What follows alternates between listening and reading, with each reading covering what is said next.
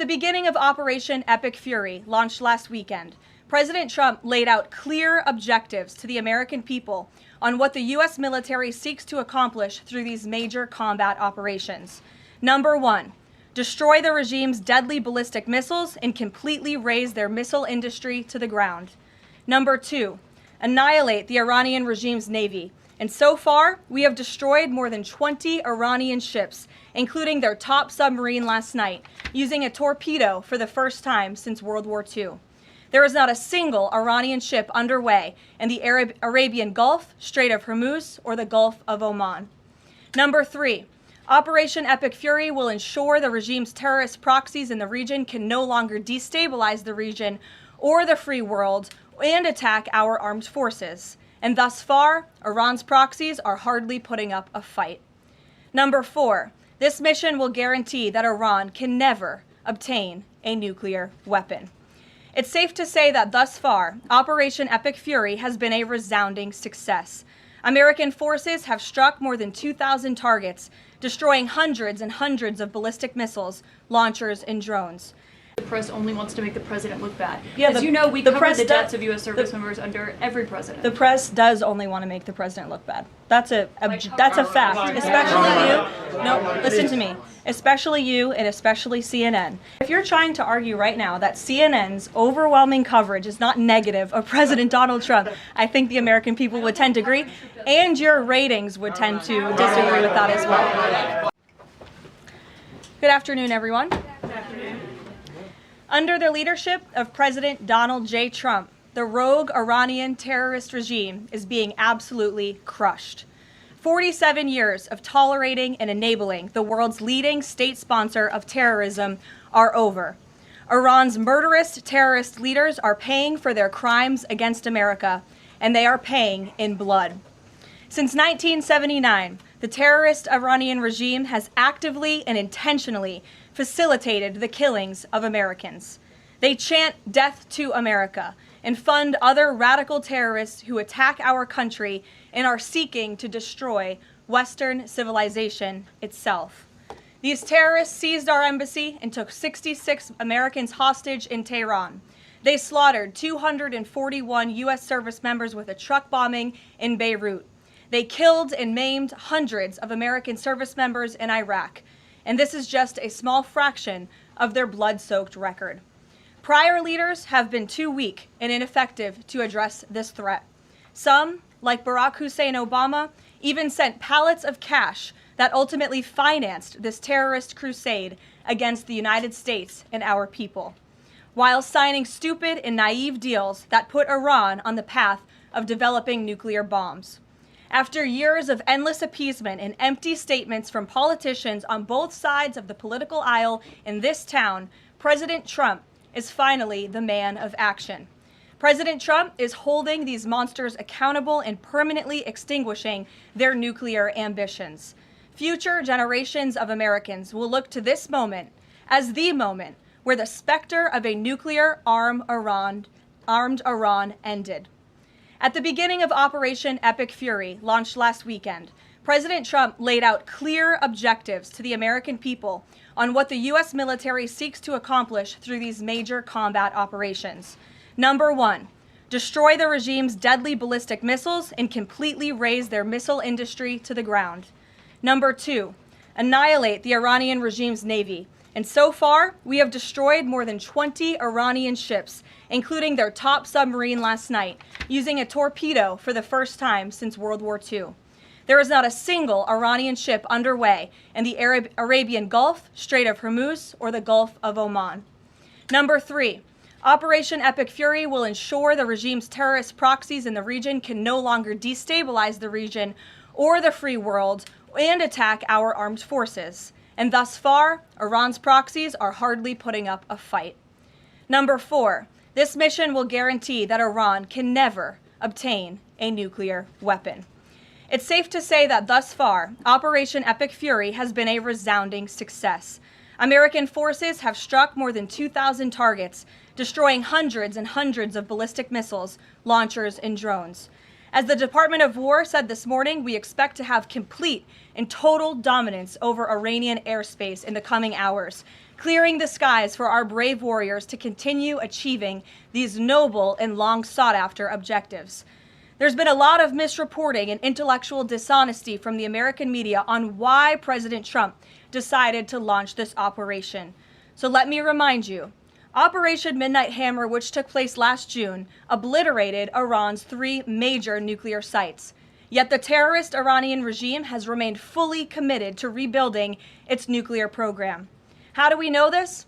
Because Iran has pursued this path of war and violence despite President Trump dispatching 2 of his top and most trusted negotiators to engage in exhaustive and good faith negotiations to try and reach a deal. And the world knows this president's preference is always peace and diplomacy first. Look no further than the 8 additional global conflicts he has ended in the past year as proof. Unfortunately, the terrorist Iranian regime refused to negotiate in good faith. They chose this path of violence and destruction, and they are reaping the consequences of their horrible decision. The regime did what they always have done. They lied, they delayed, they tried to string the United States of America along. They wanted to buy themselves time to continue building ballistic missiles and other deadly weaponry that could harm our U.S. personnel and troops in the region, and to continue aggressively pursuing their unacceptable nuclear ambitions. U.S. negotiators offered to lift crippling sanctions on Iran and even provide nuclear fuel to Iran at no cost to support a civil nuclear power program. They additionally had the opportunity to accept U.S. support as an investor in potential projects to develop peaceful nuclear energy together under a mutually agreed upon framework. Yet in response, Iran would have to forfeit their enrichment capacity once and for all. But Iran rejected. They accepted none of these generous and unprecedented offers by the United States.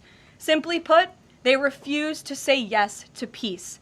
And their refusal made clear that their number 1 priority was building a nuclear weapon with which to threaten the United States of America. Again, the country they have been chanting death to for nearly 5 decades. Let me state this again clearly. Iran rejected the path of peace because the terrorists in charge of this regime wanted to build nuclear weapons to use against Americans and our allies.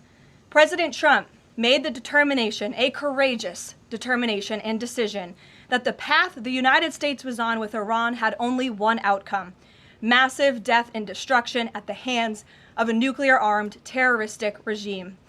That path of death and destruction and threats against the American people have ended with Operation Epic Fury. Operation Epic Fury has forged a new path that will better ensure the security of the United States and our people. The terrorists made a bet that President Trump would be like many of his predecessors, that he would just talk and he would refuse to enforce his clear red lines. But that has proven to be a catastrophic error in judgment. When President Trump makes a threat, and I have reiterated that threat many times from this podium to all of you over the past year, President Trump does not bluff. The president's words are backed up by the mightiest warriors in the world who possess the most sophisticated capabilities this world has ever known. 49 and counting of the most senior Iranian regime leaders, including the supreme leader, have already been wiped off the face of the earth. Make no mistake, killing these brutal terrorists is good for America and makes the world a much safer place. I want to also extend our prayers and condolences to the families of the 6 U.S. military service members who have been lost in Operation Epic Fury. These heroes represent the very best among us. They laid down their lives in defense of our country, and we will never forget their legacy or their sacrifice. As the president said, we grieve for these American patriots and their families as we continue the righteous mission for which they gave their lives. President Trump intends to attend the dignified transfer of these American heroes to stand in grief alongside their families. I understand the Department of War is working on scheduling this transfer, and we will provide updates at the appropriate time. Finally, the Trump administration is also doing everything within our power to protect Americans in harm's way. Since the launch of Operation Epic Fury, more than 17,500 Americans have safely returned home from the Middle East, with over 8,500 American citizens returning home to the United States just yesterday alone. If you are a U.S. citizen in the Middle East looking to return to the United States, The Secretary of State asks that you please register with the State Department at step.state.gov. The State Department will identify where you are and provide travel options directly to you. The administration is already rapidly chartering flights free of charge and booking commercial options, which we expect to become increasingly available as time goes on and the success of this mission further comes to fruition. I know the President and Secretary of State Rubio have been in touch as well with our allies in the region directly about this problem, making it clear that it is a priority of the United States of America to bring every American home. The Trump administration will not rest until every American is home safely and until the terrorist threat from Iran has been completely destroyed. With that, I'll take your questions. Eric, why don't you kick us off today? Thank you for being here. Caroline, thanks so much for having me. It's great to be here. As you mentioned, Iran's regime, its leadership has largely been decimated. Do we have a sense right now of who is actually calling the shots in Iran? And we're also hearing reports that the Supreme Leader's son may be named his successor. Do you have any more information about that? I just had a quick follow-up as well. Sure. We've seen those reports as well, of course, and this is something that our intelligence agencies are closely monitoring and looking at. The truth is, we'll have to wait and see. The president has said repeatedly that the objectives of Operation Epic Fury are the 4 military objectives that I laid out for you previously: to destroy Iran's navy, to destroy their ballistic missile capacity, to ensure their proxies in the region can no longer harm Americans, and to also ensure that they can never obtain a nuclear weapon. As for what comes next for Iran, the president has said, of course, it's a good thing for the United States to want freedom for the Iranian people, and ultimately we hope that freedom rests in their hands. Caroline, we see the Arab and Muslim nations coming under fire as well. President Trump's vision for the region has been to bring the Arab and Muslim nations to the table together, Abraham Accords, obviously, with Israel. If this regime topples, could we see a new day in the region and really a new Middle East come out of this when the dust settles? Well, the greatest deterrent to true and long-lasting peace in the Middle East has always been the rogue Iranian terrorist regime. And our Arab and Gulf partners in the nation admit that, as well as, of course, our close friend and ally Israel. We have seen all of the Arab partners in the region come together during this time on the phone with President Trump, many of them commending him for this bold and brave action to protect American troops and our bases in the region that are housed in many of these Arab and Gulf states. And I know that many of these regional partners are contributing their air defense capabilities as well: Jordan, Bahrain, Saudi Arabia, the UAE, Qatar, Kuwait, and the president continues to be engaged with all of them. Welcome. Garrett. Also have two, if you'll humor me. Axios, I think, was the first to report this morning this phone call between the president and Prime Minister Netanyahu, saying that Netanyahu had given the U.S. this information about where the Ayatollah would be and that he'd be with his deputies on Saturday. How important was that information in the president making the decision to strike where and when he did? I think it was important with respect to the timeline, but I think the president, prior to that phone call, had a good feeling that the Iranian regime was going to strike the United States assets and our personnel in the region. And the president was faced with a choice. Does the United States of America use our military and our capabilities to strike first, to take out this threat that has been threatening our country and our people for 47 years, or is he going to, as commander-in-chief, sit back and watch as the rogue Iranian regime attacks our people in the region? That's obviously an unacceptable decision. For the second choice there is unacceptable to the president, which is why he made this decision. As for where the Ayatollah was going to be, that obviously had an impact on the timeline of the operation, but not quite the president's decision in its entirety. And then on the way the public is viewing this, we were sitting here last week, I asked you if the president was going to make this a big part of the State of the Union, if he felt like he had to sell the possibility that he'd do strikes like this. We're now 5 days on. He hasn't done kind of the traditional speech to the nation part of it. Does the president believe the country supports the actions that he's taken so far in Iran?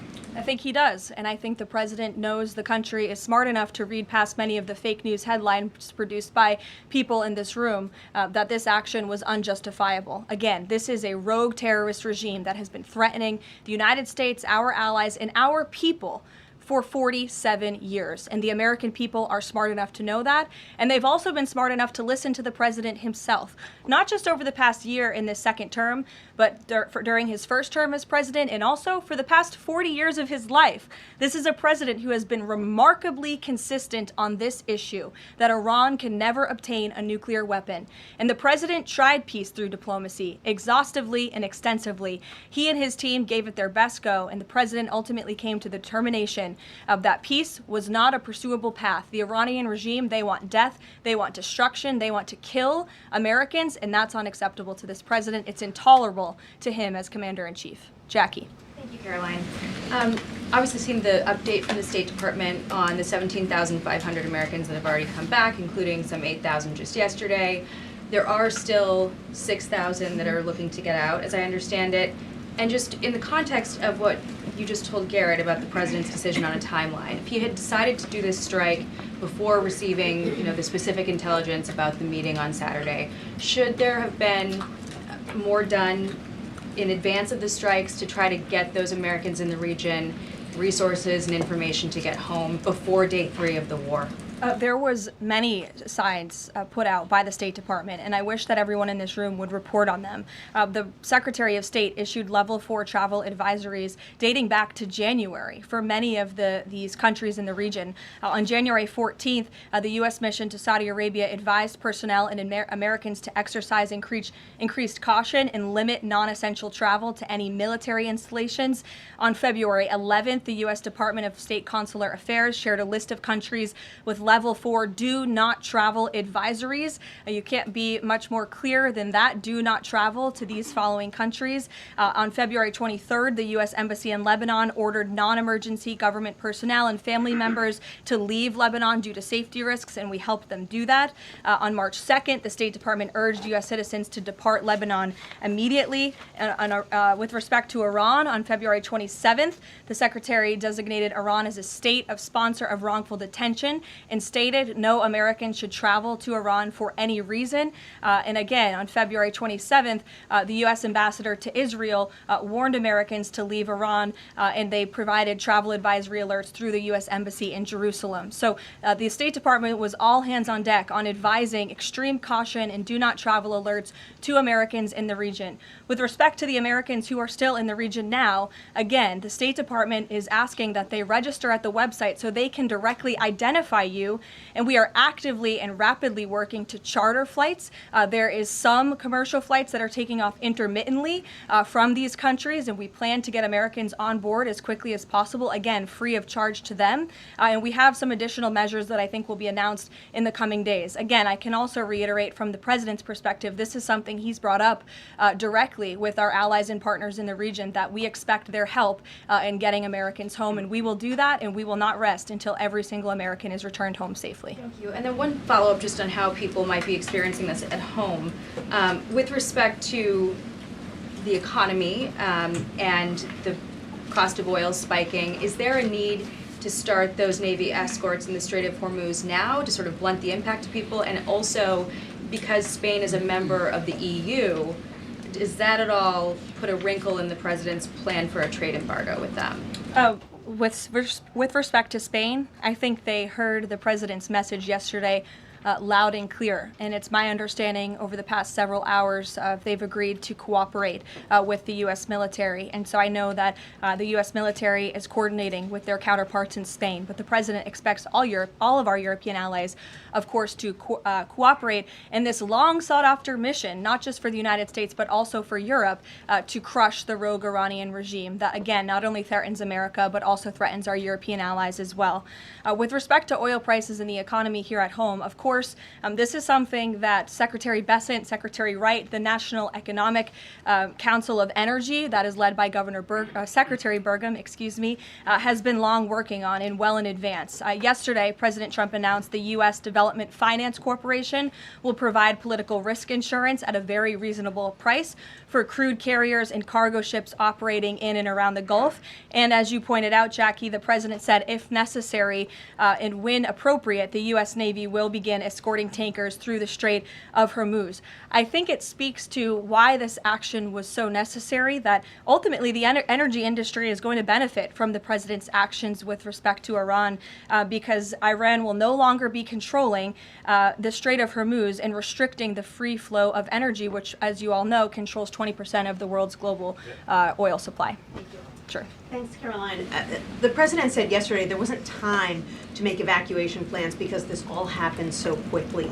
Given how critical the president has been of the chaotic evacuation from Afghanistan by the last administration 5 years ago, why wasn't there more of a focus on evacuation plans from the Middle East that could have been at least put in place, ready to go before the strikes this weekend? Again, I just laid out for you that there have been plans in place and that the State Department has been very clear to the American people traveling within this region not to travel to these regions. We gave notices to leave immediately the countries where these Americans were within. And unlike the previous administration, we actually have a number. We actually have identified the number of people in the region who have requested help. We are in direct contact and engagement with them. And you have to keep in mind, there's a few thousand people who have requested assistance to come home in comparison to the millions who we understand are in the region. So we will help every single American who wants to come home if they're making that request of the State Department. Americans who called the State Department hotline as recently as last night were being told, we can't help you, you have to make your own plans. Well, the line was updated, and I expect every single person in this room to report on that accurately so that information can be relayed appropriately to your audiences and to the American people. I think as journalists, you all have a responsibility to let them know that the line has been updated accordingly with the proper guidance, because I saw many people in this room very quick to do selfie videos with the line yesterday, but not so quick to report on the corrected message today. So that is something the administration quickly worked to address, and we have fixed that problem. However, we're also pointing to people to the website, again, to register so that we know exactly where you are. So when there are commercial flights moving into that area, when there are chartered flights moving into that area, we can get Americans on planes as quickly as Do you possible. have any details on how many charter flights have been able to get out of the region so far with Americans on board? I don't have an exact count for you, but I know that we're working on chartering many flights. As soon as we were doing it yesterday, we're doing it again today. And you should not expect us to detail exactly when these flights are taking off for obvious reasons. The Iranians have shown that they are not going to hesitate to target civilians in the region, which is completely intolerable. But for safety and security reasons, we're not going to be broadcasting when flights full of Americans are going to be taking off, obviously. Danny. At the top there, you said that the Iranian regime is being absolutely crushed. Can you explicitly say then whether or not regime change is a goal of President Trump's operation? The goals of this operation have been made very clear, Danny, and the president has said them in his speech when he launched this operation and released that video in the middle of the night to all of you and to the world. The stated military objectives of Operation Epic Fury are as follows: eliminate Iran's ballistic missile threat, destroy their naval capability, disrupt missile and drone production infrastructure, sever their pathway and end their pathway to nuclear weapons. And I can report, as you all saw from the Pentagon today, that thus far this operation has been remarkably successful. Again, we're moving towards complete and total control of Iranian airspace. We have continuous 24/7 strike operations ongoing.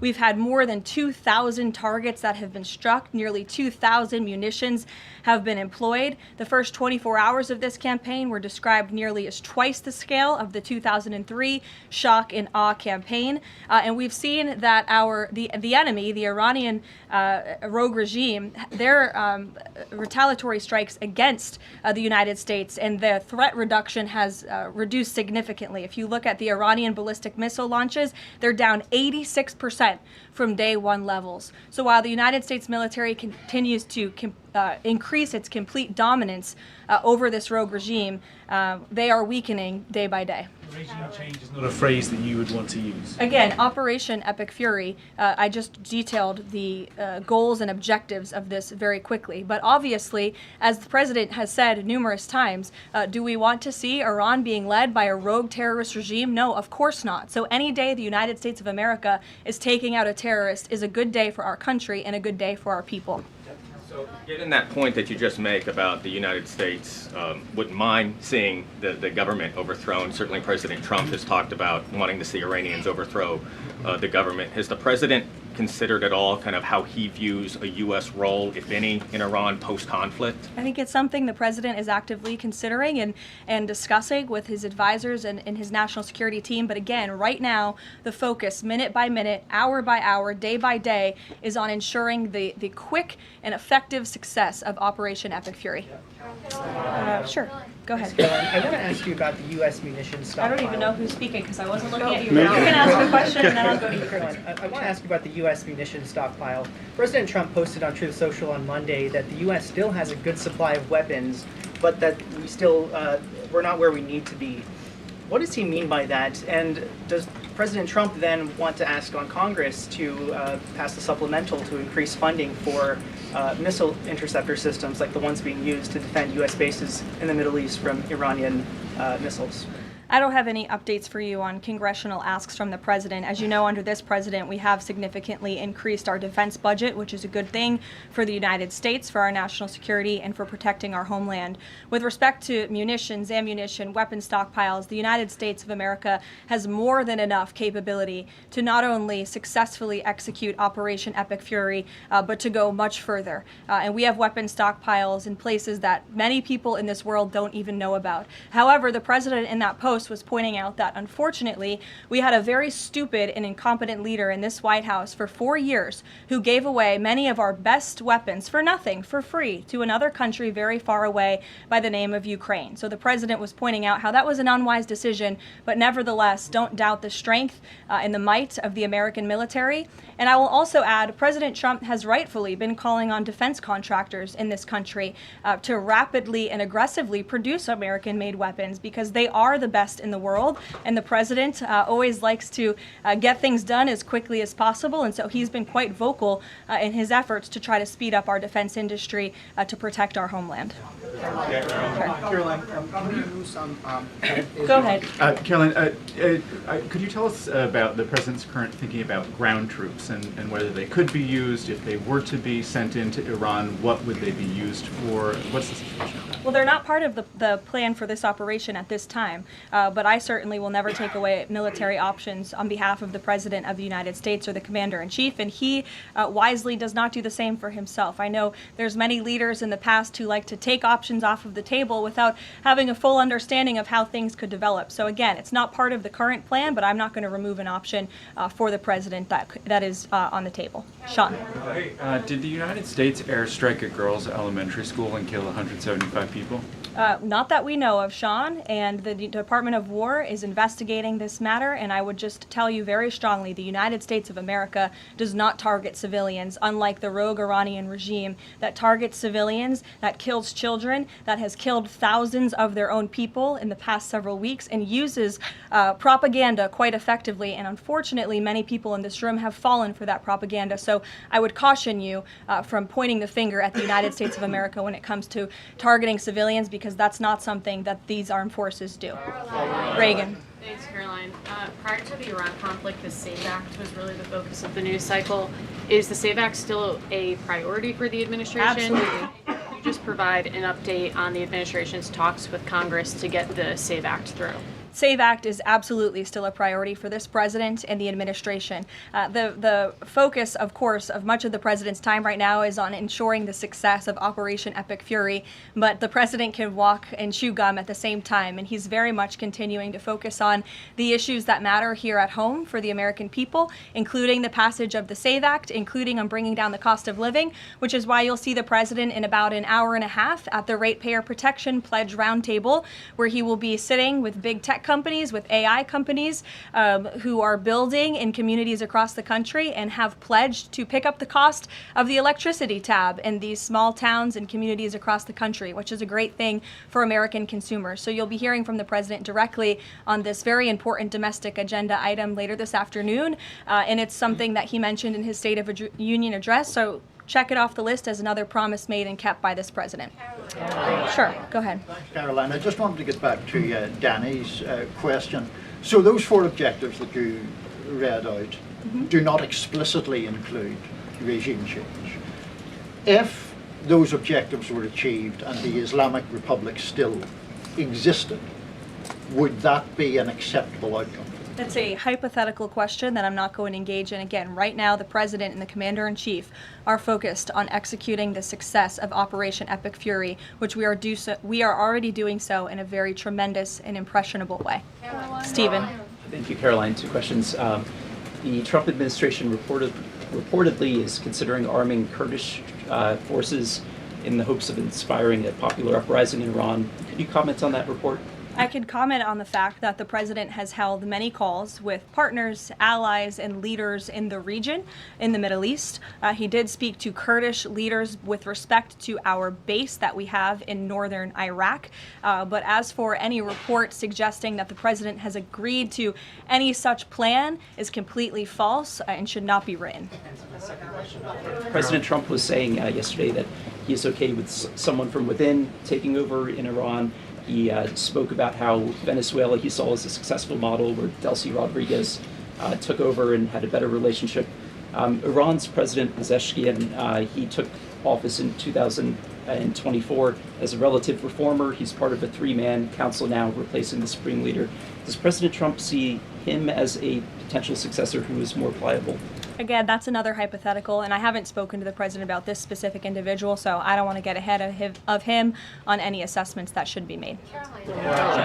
Thank you. Yesterday, the President acknowledged that oil prices will be a bit high. As for gas prices here in the U.S., what is the admin doing right now to counter that? I mean, should they skyrocket? Is there a plan to help, Americans right now with those higher gas prices? And then a second question. On the rash that was on the President's neck, the White House physician said it was a preventative skin cream that he was using, but why is the President using this cream? What are they trying to prevent with this cream? To your second question, I don't have anything additional to add to the physician statement that we provided to all of you on those questions, but I know the statement said that the redness on the neck will dissipate within the next couple of weeks. To your first question about oil prices, thank God we have a president who has exuded American energy dominance over the past year, an administration that is wholeheartedly focused on keeping prices stable as best as we can. Of course, this operation is temporary to protect the homeland, but crude oil prices did fall yesterday. They remain stable today after the President announced steps to ensure the stability in global energy markets. Again, those include the DEC offering reasonably priced political risk insurance and the potential for the U.S. Navy to provide protection for the flow of energy through the Strait of Hormuz. It is the President's belief and his economic team's belief that the economy continues to be very strong, it's robust, and will be able to weather any of the temporary impacts of Operation Epic Fury. John. Thanks a lot, Caroline. Just to follow up to that, the timeline for making the Strait of Hormuz safe for oil tankers to transport their oil through the strait, what is that timeline, and what can the President do to speed up that timeline? I don't want to commit to a timeline, but certainly it's something that is being calculated actively by both the Department of War and the Department of Energy. They're working very closely.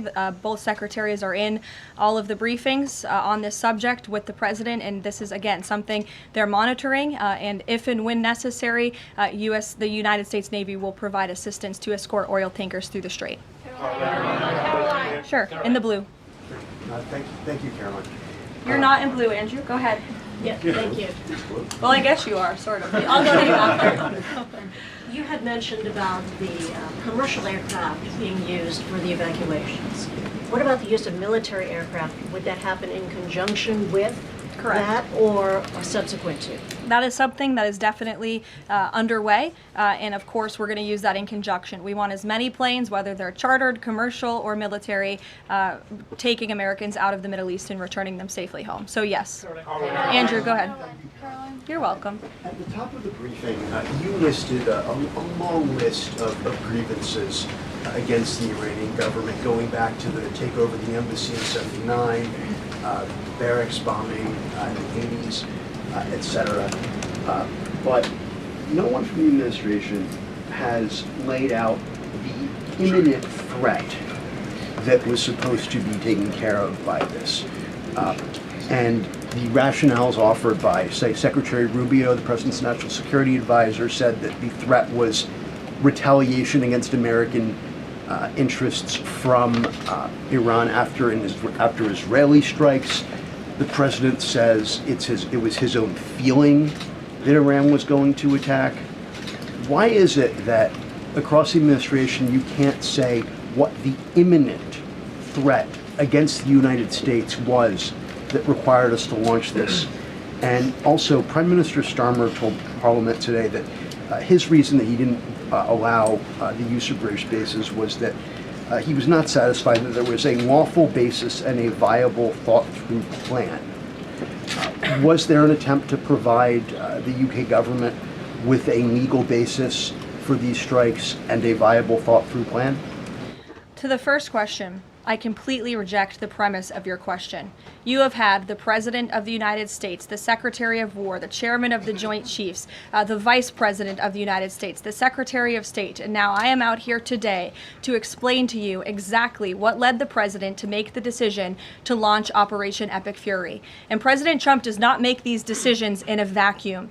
This decision to launch this operation was based on a cumulative effect of various direct threats that Iran posed to the United States of America, and the President's feeling based on fact that Iran does pose an imminent and direct threat to the United States of America, based on the fact that they are the world's leading state sponsor of terrorism, based on the fact that they were rapidly and aggressively building up their ballistic missile program to give themselves immunity within their country alongside their navy, so that inside their country they could continue to create nuclear weapons and nuclear bombs, which would of course pose a risk to Americans in the region and even Americans one day here at home. And then another point on this is the President found that through these extensive, exhaustive, failed negotiations with Iran, that they were hell-bent on death and destruction. So again, the President was not going to be just another president on a very long list who sat back and stood by and passed the buck of this direct threat to the next administration. The President had a feeling, again, based on fact, that Iran was going to strike the United States, was going to strike our assets in the region, and he made a determination to launch Operation Epic Fury based on all of those reasons. And I would like the media to actually report on all of them, rather than just picking sound bites from one person in this administration and saying, oh, they're contradicting the other person. No, again, these decisions are not made in a vacuum. They are made by the President's feeling that Iran was going to strike the United States and our assets in the region, and he was not going to sit back and watch that happen. The determination was made that the President was going to strike first alongside Israel, and that has obviously been proven to be the right decision and an effective one at that. Libby, go ahead. Thank you, Caroline. A two-part question for you. First, has the President spoken with the family members of those U.S. service members that were killed? Second, given what you've outlined throughout this entire briefing, I mean, the United States has sunk a bunch of Navy ships. We've hit all of these targets. What can Americans expect the goal to be moving forward now that the U.S. has accomplished all of this? What is victory, given we've even taken out Iran's supreme leader? That was an explicit goal. Again, victory will be determined by the Commander-in-Chief once the goals and the objectives that we have repeatedly laid out are fully realized. Again, we just, in the next few hours, will be achieving that dominance over the skies, which means the United States military will be raining missiles and weapons down on Iran to hit these specific targets that have been identified as crucial to take out by the Department of War. Caroline. Sure, John. Thank you so much, Caroline. Has the U.S. posture changed in regard to a nuclear North Korea, given the latest strikes on Iran and the fact that the stated goal is to make sure that Iran is not a nuclear country? I don't have any change in position with respect to North Korea today. Thank you. A quick follow-up. There's been reports that Ali Khamenei's son has been elected as the next supreme leader. Does the administration think that he is a part of the same regime as his father? Would they like people in the country to rise up and get him out of power? There's reports he's been elected, or that he's assuming to be elected. One of the likely options. Pardon me, what was that? That he's one of the likely options, or that he has been elected. Okay, so We'll wait to confirm until someone actually is elected. Caitlin. You just mentioned that the president is going to attend the dignified transfer for these families. Given what Secretary Hegseth said this morning, is it the position of this administration that the press should not prominently cover the deaths of U.S. service members? No, it's the position of this administration that the press in this room and the press across the country should accurately report on the success of Operation Epic Fury and the damage it is doing to the rogue Iranian regime that has threatened the lives of every single American in this room. If the Iranian regime had their choice, they would kill every single person in this room. And so we can all be very grateful that we have an administration and that we have men and women in our armed forces who are willing to sacrifice their own lives for the rest of us in this room and for every American across the country and for every troop that is based in the Middle East. That's what these... Secretary Hegseth was complaining that it was front page news about these 6 service members who were killed. That's not what the Secretary said, Caitlin, and that's not what the Secretary meant, and you know it. You know you are being disingenuous. There is not... We've never had a Secretary of Defense who cares more. Drones get through or tragic things happen. It's front page news. I get it. The press only wants to make the president look bad. Yeah, As you know, we cover the deaths of U.S. service the- members under every president. The press does only want to make the president look bad. That's a fact. Especially you. No, listen to me. Especially you and especially CNN. And the Secretary of Defense cares deeply about our war fighters and our men and women in uniform. He travels all across this country to meet with them, to connect with them, and your network has hardly ever probably reported on that. You also had the chairman of the Joint Chiefs, Chairman Kane, who's a brave patriot, standing alongside the Secretary at the Pentagon this morning, again expressing his condolences to these families. And I just told you that the President of the United States will be attending their dignified transfer. So please, That's not making the president look bad. That's showcasing that. We expect you to cover that as you should. We expect you to cover that as you should, Caitlin. But you and your network know that you take every single thing this administration says and tries to use it to make the president look bad. That is an objectable fact. I don't think covering troop deaths is trying to make If the you're president trying look bad. if you're trying to argue right now that CNN's overwhelming coverage is not negative of President Donald Trump, I think the American people would tend to agree, and your ratings would tend to disagree with that as well. Go ahead. Thank you so much. On the school Sure. strike, back to that for a minute. I understand that the U.S. does not target civilian infrastructure. That's what you said. Can you say that there's any evidence right now that it was not a U.S. strike? And then also, you didn't mention Israel in that. Is there any assessment about Israel's potential likely role in that, if at all? Again, the Department of War is currently investigating this matter, but again, I will reaffirm that the Department of War and the United States Armed Forces do not target civilians, as does the Iranian regime, who kill and execute their own people. Christian. Two separate issues, Caroline. First, what can you tell us about the military operation in Ecuador? And then secondly, is the president considering invoking the Defense Production Act to boost munition stockpiles while we are in this conflict? It's not something I've heard the president consider, but as you know, the president has been in pretty direct correspondence and public correspondence with defense contractors, asking them to aggressively speed up their manufacturing of American-made weapons, which again are the best in the world. With respect to Ecuador, I would point you back to the statement released by the U.S. Southern Command. On March 3rd, Ecuadorian and U.S. military forces launched operations against designated terrorist organizations. These operations are a powerful example of the commitment of partners in Latin America and the Caribbean to combat the scourge of narco-terrorism.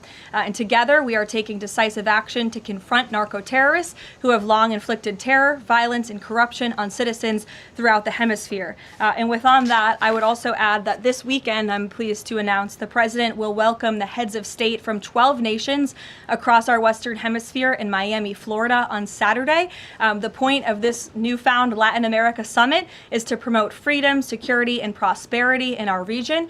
The following countries will be in attendance: Argentina, Bolivia, Chile, Costa Rica, the Dominican Republic, Ecuador, El Salvador, Honduras, Panama, Paraguay, Trinidad and Tobago, and maybe some others as well. And the president will be speaking with the leaders of this country who have really formed a historic coalition to work together to address criminal narco-terrorist gangs and cartels and counter illegal and mass migration into not only the United States, but the Western Hemisphere, which remains a key and top priority of this president.